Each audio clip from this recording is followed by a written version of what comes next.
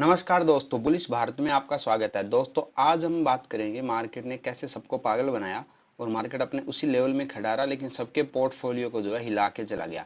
ये बातें इलेक्शन के रिजल्ट से पहले और बाद की है कि मार्केट पहले कैसा मूवमेंट था और बाद में क्या मूवमेंट हुआ, मार्केट में कितना मूवमेंट आया और इसके पीछे की साइकोलॉजी क्या है।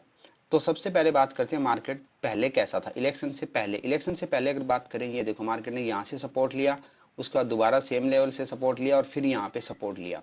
यहाँ से सपोर्ट लेने में ये फर्क था कि यहाँ पे देखो स्ट्रॉन्ग ब्रेकआउट दिखा रहा था मार्केट, तो सबको लग रहा था कि मार्केट यहाँ से ऊपर निकलेगा, लेकिन मार्केट ने यहाँ पे क्या किया, एक डोजी बनाई और वापस नीचे आ गया। अब यहाँ से मार्केट ने ना, यहाँ तक सब कुछ नॉर्मल था, कुछ ज्यादा नहीं था, सबको ये था कि जिसकी सरकार पीछे थी वही सरकार आ जाएगी। तो सबको ये लग रहा था कि मार्केट में कोई ज्यादा मूवमेंट नहीं होगा, क्योंकि एक ऐसे रुझान लग रहे थे कि सरकार वही रिपीट हो जाएगी।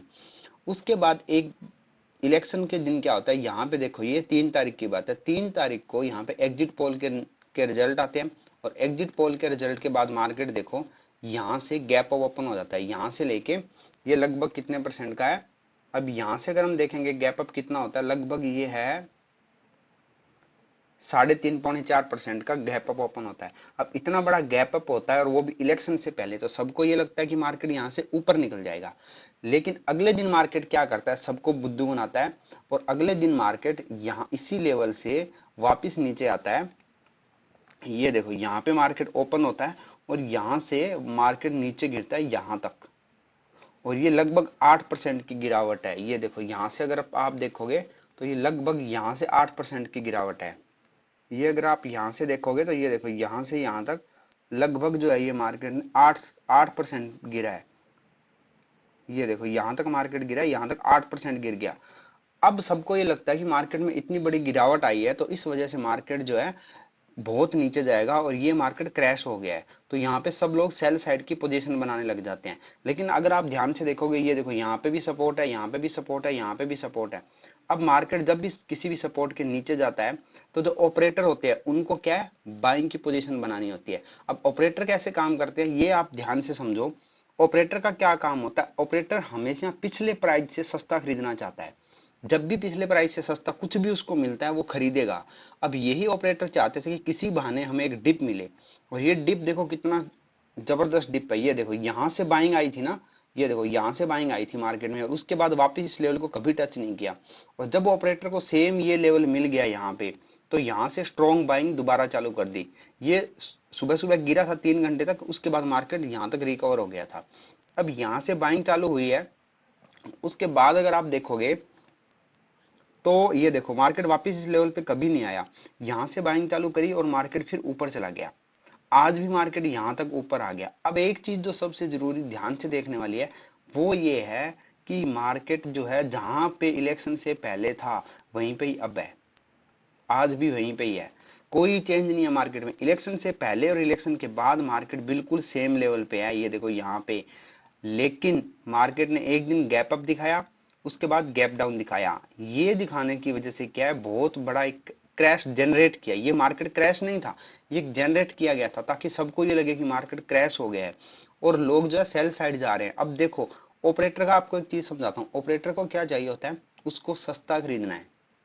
और वो कब एंट्री मारेगा, जब सारी दुनिया बेच रही होती है, सब लोग यहाँ पे बेच रहे थे, सारे लगे पड़े थे बेचने के लिए। तब जब कोई देखो उसको क्या है, सबको पता है। देखो रिजल्ट जो एग्जिट पोल के हिसाब से आते हैं, सबको पता था कि गवर्नमेंट किसकी आनी है, कैसे होगा, क्या होगा, वो सबको ऑलमोस्ट पता ही होता है। तो ऑपरेटर को क्या था, ऑपरेटर को बहुत बड़ी बाइंग करनी थी। तो अब बाइंग करने के लिए वो यहाँ पे तो बाइंग कभी नहीं करते, ऑपरेटर कभी यहाँ पे बाइंग नहीं करेगा। उसको तो सस्ता चाहिए, और इतनी बड़ी बाइंग के लिए क्या है, बहुत सारे सेलर चाहिए होते हैं, बहुत बड़े लेवल पे सेलिंग होती है, तभी यहाँ पे बाइंग होती है। तो यहाँ पे क्या हुआ, जब मार्केट नीचे गिर रहा था तो बहुत बड़ी यहाँ पे सेलिंग लोग कर रहे थे, और जितना लोगों ने सेल किया उतना ऑपरेटर ने बाय किया और मार्केट वापस यहीं पे आ गया। तो ये चीज आपको हमेशा समझनी चाहिए कि जब बिना कोई कारण मार्केट गिर रहा है, सेम यही अडानी में पहले हुआ था कि वो रिपोर्ट आई हिंडनबर्ग की, तो अडानी पावर में बहुत तेजी से गिरावट आई। अब बराबर की बराबर क्या था, जैसे ही मार्केट थोड़ा सा स्टेबल हुआ वहां से बाइंग चालू हो गई। अब हम बात करते हैं कि अगर ये गैप अप क्यों हुआ, अगर मार्केट को नीचे जाना ही था तो ये पहले दिन गैप अप क्यों हुआ। इसका एक रीजन आपको मैं दिखाता हूँ। ये होता है सिर्फ डेटा के थ्रू हमें पागल बनाने के लिए, कि हमें कैसे पागल बनाया जाता है। अब गैप अप होने का रीजन ये था कि ये देखो मार्केट पहले दिन यहाँ पे आया, अगर मार्केट यहीं से वापस नीचे गिर जाता, ये जो लेवल है यहीं से गैप अप ना होके यहीं खड़ा रहता और यहाँ से मार्केट गिरता, तो अगर यहाँ से सीधा मार्केट गिरता तो ये देखो अगर यहाँ तक मार्केट आता, ये देखो ये लेवल है, यहाँ तक अगर मार्केट आता तो सिर्फ 5% की गिरावट होती, और इतनी गिरावट हमें दिखती 5% की गिरावट, तो हो सकता है सेलिंग नहीं आती मार्केट में, क्योंकि 4-5% लोग इतने ज्यादा सेल नहीं करते, लोग घबराते नहीं। लेकिन जब मार्केट ऊपर जाके गिरा है तो यहाँ से कितने परसेंट की गिरावट आई है, ये देखो 8-9% की गिरावट आ गई मार्केट में।